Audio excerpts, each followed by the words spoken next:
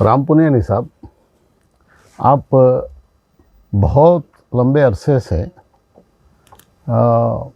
हिंदू मुस्लिम एकता के लिए और जिसके साथ नाइंसाफ़ी होती है हमारे भारत देश में, उसके तरफ खड़े होके नाइंसाफ़ी के ख़िलाफ़ आप आवाज़ उठाते हैं, जुल्म के ख़िलाफ़ आवाज़ उठाते हैं रहे हैं। शुक्रिया। ये मैंने देखा है।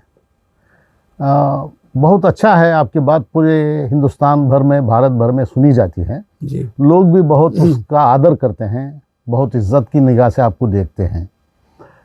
मैं ये समझता हूँ कि आप बहुत इंसाफ के लिए हमेशा बात करते रहे हैं जी। और इंसाफ के लिए अपनी आवाज़ बुलंद करते रहे हैं। जी। मेरा सवाल ये है आपसे कि आप इतना लंबे अरसे से आज इंसाफ के लिए काम कर रहे हैं और जुल्म के ख़िलाफ़ काम कर रहे हैं।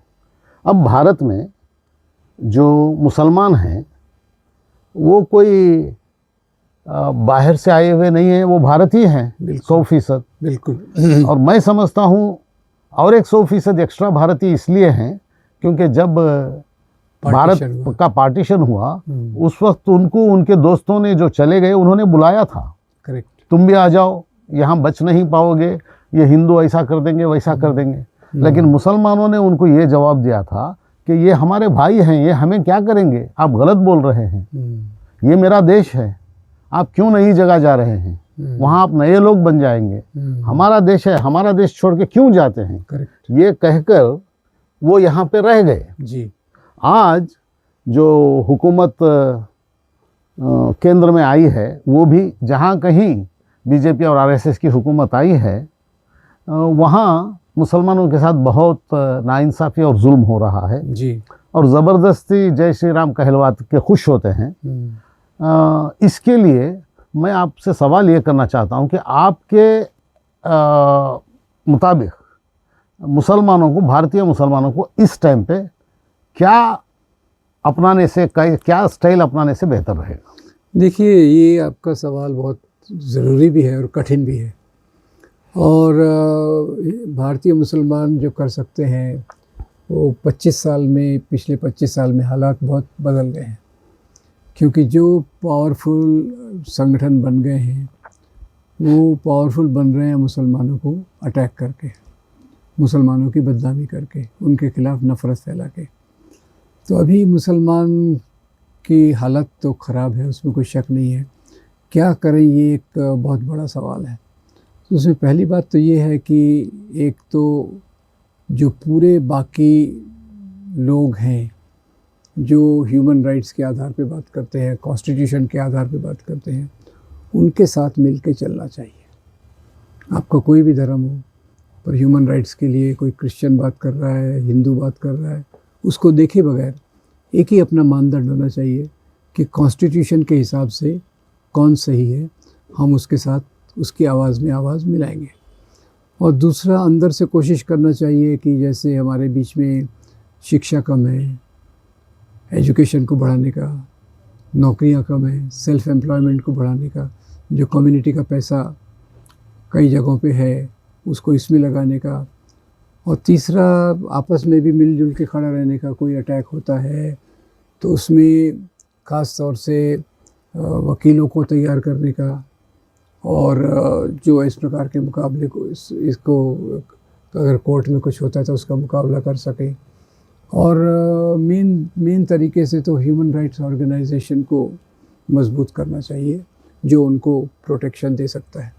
और बाकी जो लोग इसमें लगे हैं उनको दबाने के लिए, उनका इंसल्ट करने के लिए, उसको तो बहुत प्रेम से समझा सकते हैं, बात कर सकते हैं। ये एक हो गया। दूसरा, अपने जो कार्यक्रम होते हैं कम्युनिटी के, त्यौहार, ईद है तो उसमें इन लोगों से मेल जोल से कई, देखो सभी हिंदू एक सरी के नहीं है, तो कई हिंदू ऐसे भी हैं जो इसमें आएंगे, आपके साथ गले मिलेंगे, आपके साथ बेशक रोज़ा तोड़ेंगे, बेशक, तो उनके साथ और संबंध गहरे करना चाहिए। और ये दो मुझे मुख्य रास्ते दिख रहे हैं कि ह्यूमन राइट्स ऑर्गेनाइजेशंस के साथ ज़्यादा जुड़ना चाहिए, और दूसरा ये अपने त्योहारों में उनको बुलाने का, उनके त्योहारों में अपन जाने का, मदद करने का, ताकि जो ग्राउंड लेवल पे एकता है वो अच्छी मजबूती से बनी रहे। मैं समझता हूँ आप उस तरफ इशारा दिला रहे हैं जो तकरीबन 15-20 साल पहले भारत में सब जगह था, करेक्ट, वैसा ही वापस करने के लिए आप याद दिला रहे हैं। बराबर। इसी के साथ एक बात और भी आप बता रहे हैं कि ये एकता के बारे में जो प्रोग्राम्स करते हैं लोग, ह्यूमन राइट्स ऑर्गेनाइजेशंस और बहुत सारे ऐसे ऑर्गेनाइजेशंस हैं जो इंसाफ के लिए और जुल्म के खिलाफ आवाज़ उठाते हैं, हिंदू मुसलमान सब हैं उसमें, उनके साथ ज़्यादा जुड़ने की आप बात कर रहे हैं जी। मुसलमानों को। दूसरा आप ये कह रहे हैं कि पैसा हमारे बच्चों को, लड़कों को लॉयर्स बनाने पे, डॉक्टर्स बनाने पे लगाना चाहिए। करेक्ट। इसका मतलब ये है कि हो सकता है कि आपकी नज़र में मुसलमान जो पैसा खर्च कर रहे हैं वो, क्या आपको लगता है कि ये बेकार कामों पे ज़्यादा यूज़ कर रहे हैं मुसलमान? ये तो मैं नहीं कह सकता, ओके। पर कुछ जो ऐसे मेरे ख्याल से वक्फ की प्रॉपर्टी ऐसी पड़ी है, उसका उपयोग तो कर सकता है। वो ज़्यादा कहाँ खर्चा कर रहा है इसका तो मेरे पास कोई अंदाज़ नहीं है, पर अगर रिसोर्सेज जमा करके, अभी जैसे मैंने देखा कलकत्ता में एक वली रहमानी है, उसने ऐसा छोटा छोटा चंदा जमा करके एक बहुत बड़ा इंस्टीट्यूट कायम किया।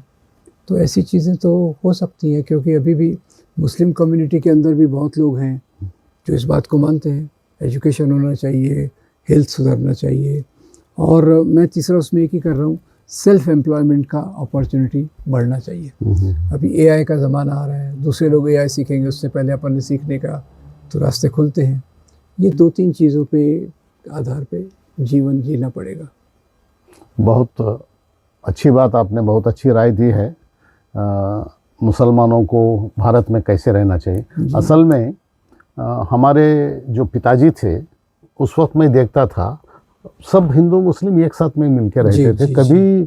कभी किसी किस्म का सवाल ना वो उठाते थे ना हम उठाते थे। ये मस्जिद को जाते, वो मंदिर को जाते, कभी ये सोचता ही नहीं कि वो क्यों जा रहा है, ये क्यों जा रहा है। वो अपने में आप, ये अपने में आप। कोई दूसरे का मस्जिद को जाना उसको बुरा नहीं लगता हिंदू को, और हिंदू का मंदिर को जाना इसको बुरा नहीं लगता। इस तरीके की ज़िंदगी गुजारते थे। मैं खुद तकरीबन 14-15 साल पहले से, 2014 से पहले तक ऐसे ही ज़िंदगी हम भी गुजारे हैं। मेरे बहुत सारे हिंदू दोस्त हैं, कभी हमारे दरमियान कोई फ़र्क नहीं पड़ा। अभी हाल ही में जिस स्कूल और कॉलेज में मैं पढ़ा, वहाँ पे ओल्ड स्टूडेंट्स बोल के मेरी उम्र के सारे लोग जमा हुए। 90% हिंदू थे, हम 10% मुस्लिम थे। हम उसी अंदाज से बात कर रहे थे जैसे पहले करते थे।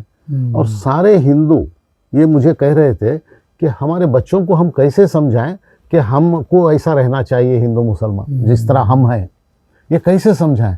क्योंकि उनको खामखा की नफ़रत और जहर फैला दिया गया है, वो बच्चे उसका शिकार हो गए हैं। ये हमारे हिंदू दोस्त फरमा रहे थे। ये नेक्स्ट जनरेशंस को कैसे संभाला जाए, इसके बारे में आप कुछ कहना चाहेंगे? देखिए, इसमें तो थोड़ा ऐसा है कि इसमें सोशल लेवल पे जो काम हो सकता है, कि अभी नफ़रत फैलाने का काम तो ये पार्टी भी कर रही है, बीजेपी, आरएसएस भी कर रही है, और स्कूल की किताबों के माध्यम से भी वो डाल रहे हैं। तो हमको एक थोड़ा सा ऐसा आंदोलन चलाना चाहिए कि जो समाज में सच्ची बातों को ले जाए। ये सरकार नहीं करने वाली, बीजेपी नहीं करने वाली। अपने को ये जो नफ़रत फैली है, वो नफ़रत को दूर करने के लिए एक तो समाज के सामने सच्चा इतिहास, सच्चा मेल जोल जो भारत कर रहा है, वो ज़्यादा से ज़्यादा, जैसे हो सकता है हम कम्युनिटी सेंटर खोलें, 15 दिन में एक बार लोगों को बुलाएं, कुछ वीडियो दिखाएं, कुछ फिल्में दिखाएं, कुछ बातचीत करें, तो उससे मेरे ख्याल से नफ़रत थोड़ा कम हो सकता है। बहुत अच्छा सजेशन है। सुनने वालों से मैं दरख्वास्त करता हूं कि इसमें जितने मुसलमान ये वीडियो देख रहे हैं और राम पुनियानी साहब की बात सुन रहे हैं, मैं समझता हूं मैं खुद भी ऐसा करूं जी, कि कम्युनिटी सेंटर में हमारे नॉन मुस्लिम फ्रेंड्स को बुलाऊं, दावत दूं और रियल हिस्ट्री उनके पास रखूं जी। और आपकी भी बहुत सारी किताबें हैं रियल हिस्ट्री के बारे में, वो भी उनके सामने रखूं। और हमारे जितने मुसलमान दोस्त ये सुन रहे हैं, मैं चाहता हूं कि वो भी राम पुनियानी साहब का सजेशन, राय और मशवरा लेकर अपने अपने गांव में, अपने अपने देहात में कोई कम्युनिटी सेंटर में 15 दिन में, 1 महीने में अपने हिंदू दोस्तों को बुलाएं, कोई दावत रखें और रियल हिस्ट्री की किताबें और वीडियोस जो भी हैं वो सब उनको मिलाएं और ख़ुद उनको गले मिलें, दोस्ती बढ़ाएं। ये आपका सजेशन है, जी जी जी। बहुत अच्छा रहेगा हम सबके लिए। और आपका अपना वक्त निकाल कर इतना अच्छा सजेशन देने के लिए राम पुनियानी साहब, मैं बहुत बहुत शुक्रिया अदा करता हूँ। Thank you very much. Thank you very much.